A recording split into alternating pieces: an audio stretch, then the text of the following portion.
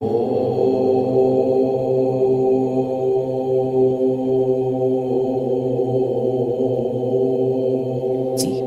गुरु जी, संगत जी। मैं गुरु जी से 2014 में सबसे पहले कनेक्ट हुई थी। मेरे हस्बैंड की तबीयत ठीक नहीं चल रही थी। उनको एक ऑटो इम्यून प्रॉब्लम थी जिसकी वजह से उनकी तबीयत बहुत ख़राब हो रही थी। एंड 2013 में आई थिंक हम 3-4 महीने तक उनका इलाज कराते रहे वेदांता में, ऑल इंडिया में, बट उनको किसी चीज़ का कोई फ़र्क नहीं पड़ रहा था। सारे टेस्ट उनके क्लियर आ रहे थे। तो इसी बीच मेरी सिस्टर इन लॉ बड़े मंदिर गई अपनी सिस्टर्स के साथ। उन्होंने बताया कि वहाँ पे गुरुजी का आश्रम है जिनकी बहुत मानता है, और वो अब नहीं रहे पर उनकी समाधि पे भी माथा टेक के आओ तो सारी इच्छाएं पूरी होती हैं। तो मेरे अंदर बस एक लगन सी लगी, नहीं मुझे गुरुजी के आश्रम जाना है अपने हस्बैंड के लिए। उनकी तबीयत नहीं ठीक है, शायद वहीं से इनका कुछ उपचार मिले। तो मेरी एक फ्रेंड है गाजियाबाद में, अर्चना आंटी, उनको मैंने बोला कि आप तो जाते रहते हो, आप मेरे को ले चलो। तो उस दिन उनके पास ड्राइवर नहीं था, तो कहने लगी भाभी अगर आपके पास गाड़ी है तो आप ले आइए, ड्राइव मैं करके ले चलूँगी। तो पूरे रास्ते हम गाजियाबाद में रहते हैं, गाजियाबाद से गुरुजी के आश्रम तक ऐसे लग रहा था जैसे कोई हम सत्संग में बैठे। मुझे पता ही नहीं चला कि हम गाड़ी में जा रहे हैं या वो ड्राइव कर रही हैं। बिल्कुल ही एक डिफरेंट लेवल पे हम पहुंचे हुए थे। एक एक बात उन्होंने मुझे गुरुजी की बताई कि गुरुजी का वहाँ आप जाओगे तो सेवादार सेवा कर रहे हैं, और वहाँ पर चाय प्रसाद मिलेगा वो नहीं छोड़ना, जल प्रसाद मिलेगा वो नहीं छोड़ना, सब चीज़ ख़त्म करके आनी है, और वो गुरुजी की ब्लेसिंग्स हैं। तो ऐसे मुझे लगा जैसे कोई मैं ना स्वर्गीय यात्रा कर रही हूँ।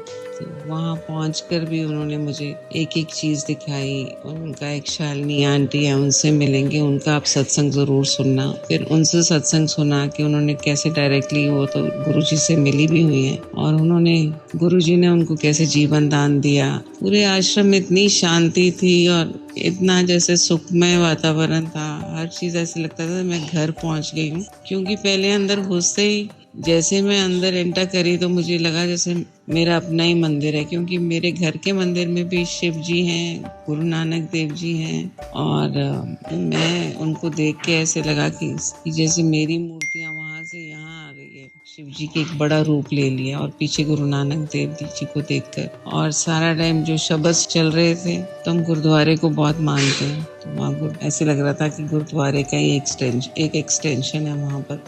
खैर वहाँ इतना सुखद समय बिता के जब मैं वापस आई, मेरे हस्बैंड की तबीयत तो खैर ठीक अभी नहीं थी, दिन पर दिन वो डाउन जा रहे थे। तो ऐसे ही एक दिन रात को मुझे सपना आया कि मैं आश्रम में लाइन में खड़ी हूँ और बड़े मंदिर की एंटर करना है मैंने। तो साइड में ऐसे देखती हूँ तो वहाँ पे वॉश बेसिन बने हुए हैं, और वॉश बेसिन में बोगनविला के फूल गिरे पड़े हैं। तो मैं मन में सोचती हूँ कि मेरे पास एक पॉलीथीन है, ये सब फूल पत्तियाँ उठा लेती हूँ, ये भी तो एक सेवा है, साफ कर देती हूँ इस जगह को।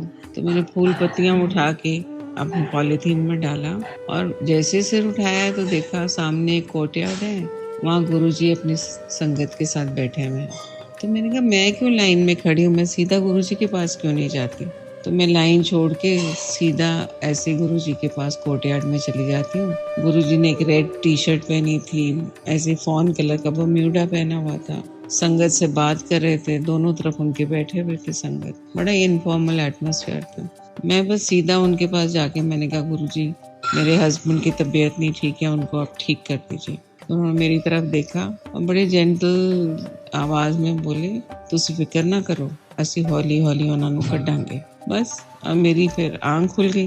जब आँख मेरी खुली तो मैं बड़ी बेचैन, मैं कहा मेरे को तो ऐसे लग रहा है जैसे मैं होकर आई हूँ वहाँ पर बड़े मंदिर। उसी दिन मुझे शाम को एक हमारी लेडीज़ क्लब की मीटिंग में मुझे अपनी फ्रेंड को मिलना था, अर्चना आंटी को। तो मैंने उनको बताया कि मेरे को तो आज रात को ऐसे सपने में गुरुजी आए। तो उनका भाभी आपको तो साक्षात दर्शन है कि गुरुजी। मैं क्या अर्चना, गुरुजी ने बरम्यूडा और टी शर्ट पहना हुआ था। कहती भाभी वो वही कैजुअल कपड़े ही पहनते थे। मैंने कहा पंजाबी में बात कर रहे थे। कहती वो तो और किसी लैंग्वेज में बात ही नहीं करते थे, पंजाबी में ही बोलते थे। तो ये दो बातें मुझे बिल्कुल नहीं पता थी, पर मेरे ड्रीम में इतना क्लियरली मैंने उनको ऐसे वस्त्रों में देखा, और ऐसे जब वो बोले मेरे से तो बिल्कुल उनकी शुद्ध पंजाबी थी। जय गुरु जी, आपने आके मेरे तकलीफ को मतलब कम करने की कोशिश की। कर्म तो हमने जो करने वो तो हमने काटने ही है। तो एनीवे 14 में डॉक्टर साहब के हर तरह से हम डॉक्टर्स को दिखा रहे थे, उनका इलाज चल ही रहा था। तो 14 अक्टूबर में जाकर मैं फरवरी में गुरु जी के आश्रम गई हूँ। अक्टूबर में जाके किसी डॉक्टर के थ्रू उन्होंने कहा कि नहीं आप एम्स जाइए, न्यूरोलॉजिस्ट को वहाँ पे हैं, बड़े अच्छे न्यूरोलॉजिस्ट हैं, आप जाके वहाँ उनको दिखाइए।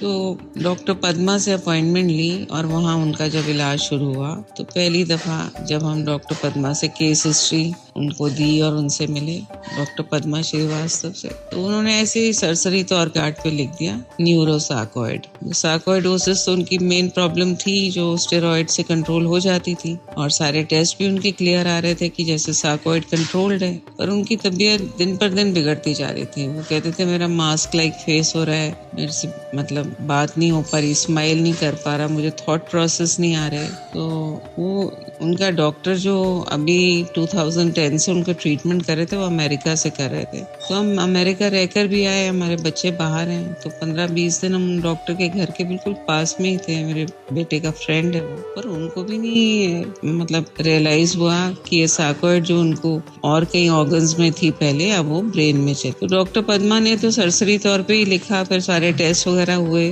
फिर भी कोई ना माने हॉस्पिटल में, सबने कहा कि नहीं ये नहीं हो सकता, न्यूरोसार्कॉइड तो बड़ा रेयर प्रॉब्लम है। इस बीच में बड़े मंदिर जाती रही मैं, डॉक्टर साहब की सारी रिपोर्ट्स एम्स की ले गई, उनके जाके वहाँ पे कुछ चरणों में रखी और फिर वापस आके डॉक्टर पद्मा ने सबको कन्विंस करके तो 15 में जाके उनका ट्रीटमेंट न्यूरोसार्कॉइड का स्टार्ट हुआ। तो 5-6 महीने में हर महीने दवाई लेने जाना पड़ता था। फिर 16 में जाके जब उनका डिस्चार्ज होके हम घर आए, हर महीने जाते थे, फिर 16 में उनका ट्रीटमेंट खत्म हुआ, एक बार और 16 में हम एडमिट हुए होंगे। तो वो डॉक्टर मुझे कहने लगे आप इनको अमेरिका ले जाओ, बच्चों के पास कनाडा ले जाओ, यहाँ पे बहुत इन्फेक्शन है, इनकी इम्यूनिटी बहुत लो है। मैंने कहा जी मैं कैसे जा सकती हूँ? नहीं मतलब गुरुजी ने उनके थ्रू कहलवा के हमें जैसे तैसे अमेरिका भेजा, कनाडा भेजा। जो डॉक्टर साहब जिस चीज़ के लिए तरसते थे कि बच्चों का घर देखूं, ग्रैंड चिल्ड्रन देखूं, जो अभी 15 में ही हुए थे, गुरुजी ने उनके भी दर्शन उनको करा दिए। घर में रहकर आए, छोटे बेटे के, बड़े बेटे के,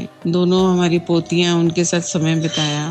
फिर हम वापस जब घर आए फिर धीरे धीरे ये इम्प्रूव होने लग गए। 17 में इनकी 16 में वापस आए, दिवाली उनके साथ मना के, फिर ग्रेजुअली 17 में काफ़ी ठीक हो गए थे। थोड़ा बस पकड़ के उनको चलना पड़ता था। तो जय गुरुजी, आपने बहुत बहुत सहायता करी। फिर 2017 में फरवरी में हम एक शादी पे जलंधर गए, वहाँ से हम हरमंदिर साहब गए, वापस आए, फिर हम जिम कॉर्बेट पार्क गए हम दोनों, फिर मसूरी का एक चक्कर लगा, फिर इनका 70th बर्थडे था डॉक्टर साहब का, तो बच्चे आए, उनका 70th बर्थडे मनाने हम जयपुर गए, वहाँ से वापस आए, फिर हम एक बार फिर अमेरिका और कनाडा एक महीना रहकर आए बच्चों के पास। हमारे 45th वेडिंग एनिवर्सरी थी और मन में आया कि तिरुपति बालाजी का बहुत दिनों से डॉक्टर साहब के मन में था, तो ईश्वर करे हम वहाँ जा सकें। तो गुरुजी ने उसका भी हमें इंसेंटिव दिया, जो प्लेन में यहाँ से हम गए और वहाँ पर इनके फ्रेंड के थ्रू सारा अरेंजमेंट हुआ।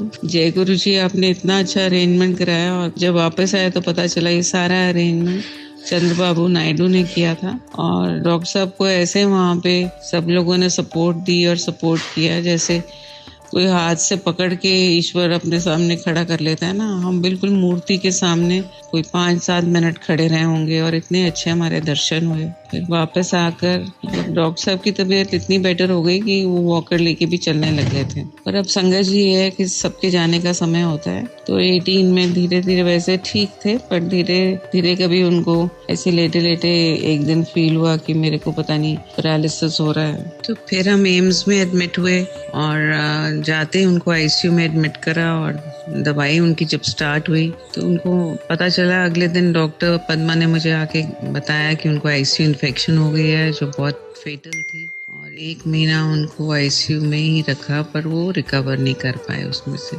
इस बीच हम एक बार गए भी गुरुजी के आश्रम, तो मेरा छोटा बेटा मेरे साथ था, तो मैंने वहाँ पर इस बीच हम गुरुजी के आश्रम गए, छोटा बेटा मेरा आया हुआ था, उसको मैं साथ ले गई।